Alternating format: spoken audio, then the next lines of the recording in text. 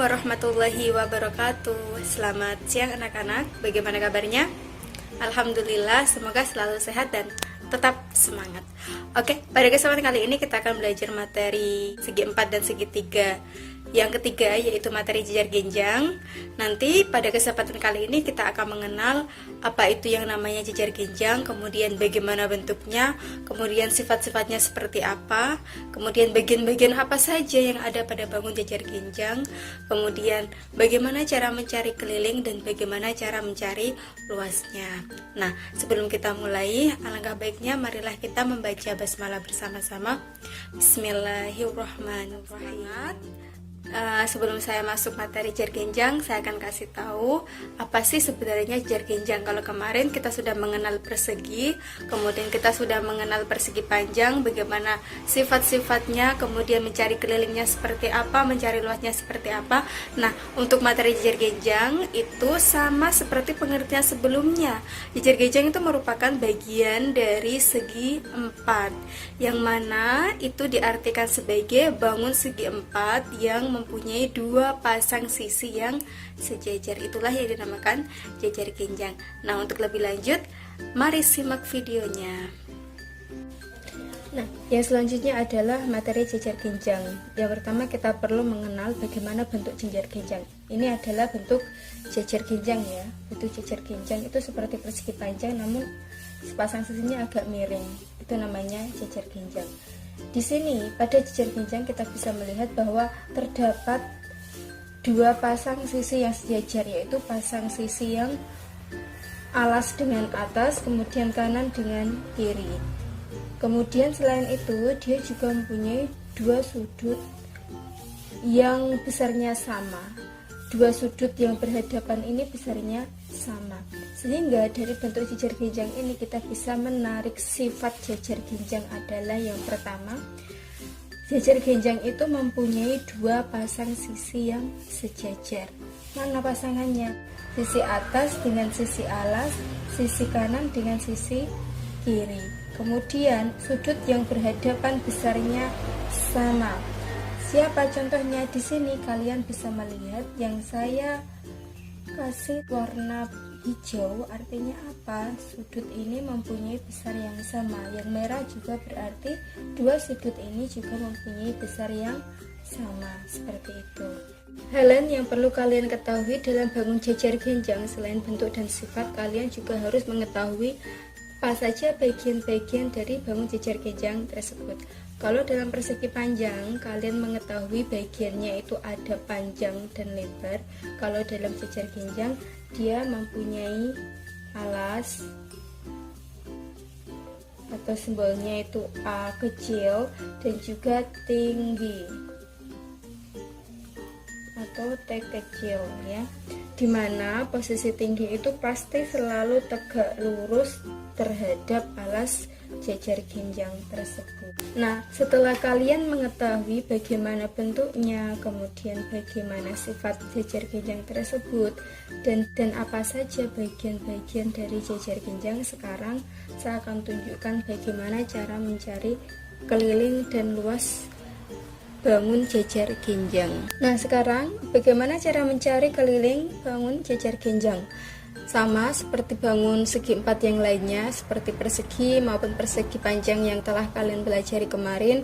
Untuk mencari keliling suatu bangun jejar genjang, kita tinggal menjumlahkan semua sisi-sisinya ya, sehingga kita bisa tambahkan sisi yang atas, kita tambah dengan sisi yang sebelah kanan, kita tambahkan dengan sisi yang bawah, dan kita tambahkan lagi dengan sisi yang kiri, sehingga di sini keliling itu merupakan penjumlahan dari semua sisi pada jejar genjang. Berarti kita bisa tulis sisi ditambah sisi ditambah sisi ditambah sisi. Nah, kemudian bagaimana cara mencari luas? Kalau untuk mencari luas bangun jejar genjang, kita bisa mengilustrasikan dari bentuk jejar genjang yang awal. Sekarang coba kalian perhatikan bangun jejar genjang ini ya. Perhatikan bangun jejar genjang yang telah saya tunjukkan di awal tadi. Nah, jika mulai dari tinggi ke daerah yang saya arsir itu saya potong, kemudian ini saya letakkan ke sebelah kanan bangun sisa dari potongan jejer genjang yang awal, maka akan menjadi ya, dan saya tempelkan, maka dia ini nanti akan membentuk suatu bangun persegi panjang.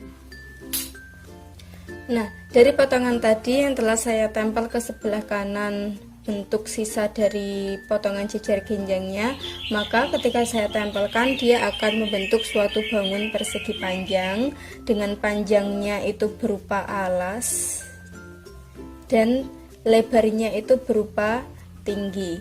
Saya ulang kembali bahwa tadi bagian-bagian dari jejer genjang itu terdiri dari yang namanya alas dan tinggi, masih ingat ya?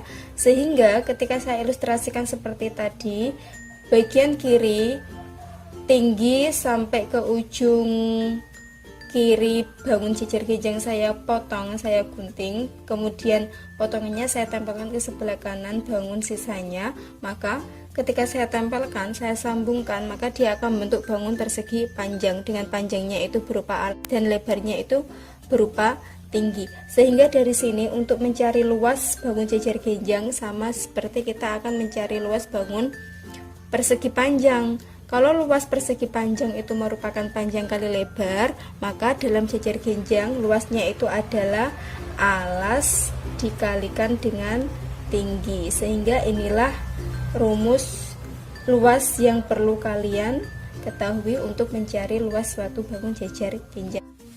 Oke. Sekarang untuk menguji seberapa paham kita, maka saya akan memberikan contoh soal. Di sini saya mempunyai suatu bangun jejer genjang dengan jejer genjang yang namanya jejer genjang ABCD. Jejer genjang ABCD dengan panjang alasnya 10 cm, kemudian panjang BC-nya 5 cm dan tingginya itu adalah sepanjang 4 cm. Nah, pertanyaannya tentukan keliling dan luas dari bangun jejer genjang tersebut. Sekarang kita akan jawab bagaimana cara mencari keliling dan luasnya. Kita jawab yang pertama, kita akan mencari keliling. Nah, seperti yang kalian ketahui, untuk mencari keliling bangun jejer genjang maupun bangun segi 4 yang lain itu selalu kita jumlahkan saja keempat sisinya ya. Berarti kita bisa menuliskan penjumlahan dari sisi AB ditambah dengan sisi BC ditambah dengan sisi CD dan ditambah dengan sisi DA. Nah, di sini kalian tidak perlu bingung, kok yang diketahui hanya sisi AB dan BC, berapa panjang sisi CD, berapa panjang sisi DA. Nah, kita bisa melihat dari sifat jejer genjang ada dua pasang sisi pada jejer genjang yang sejajar dan juga panjangnya sama. Yang pertama AB sejajar CD. Kalau AB-nya 10 berarti panjang CD-nya juga 10. Terus kemudian di sini ada sisi BC. Sisi BC juga merupakan sejajar dengan sisi DA atau sisi AD, sehingga bisa dituliskan sisi BC itu sejajar sisi DA ya. Nah, karena panjang sisi BC-nya 5 cm, otomatis panjang sisi DA-nya juga 5 cm. Sehingga kita bisa tuliskan untuk mencari keliling, panjang AB-nya itu 10 ditambah panjang BC-nya 5 ditambah panjang CD-nya 10 dan ditambah dengan panjang DA-nya adalah 5 cm. Sehingga kelilingnya adalah 10 ditambah 5 15 ditambah 10 25 ditambah 5 adalah 30 cm. Sangat mudah ya. Kemudian yang kedua, kita akan mencari luas bangun jejer genjang tersebut. Nah, seperti yang kalian ketahui, kalau dalam persegi panjang itu rumus luasnya panjang kali lebar, kalau dalam jejer genjang rumus luasnya adalah alas kali tinggi ya. Alasnya berapa? 10 cm. Kita kalikan dengan tingginya berapa? Oh, di sini sudah diketahui 4 cm, sehingga besar luasnya adalah 40 cm per segi. Sangat mudah sekali. Nah, itu tadi adalah pengertian bagian-bagian, kemudian sifat-sifat, keliling dan luas dari suatu bangun jejer genjang. Sudah paham ya? Nah, untuk mengasah kepemahaman kita, saya akan beri tugas kalian. Yang pertama, coba kalian mencari 3 benda di sekitar kalian yang berbentuk jejer genjang. Kemudian benda itu tolong difoto, kemudian kalian cetak dan tempelkan pada tugas les pada minggu ini ya. Nanti untuk formatnya silahkan lihat seperti format di bawah ini.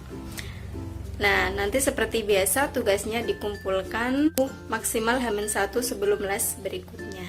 Oke, tetap semangat, tetap jaga kesehatan, semoga sehat selalu. Terima kasih sudah menyimak, terima kasih sudah bersemangat.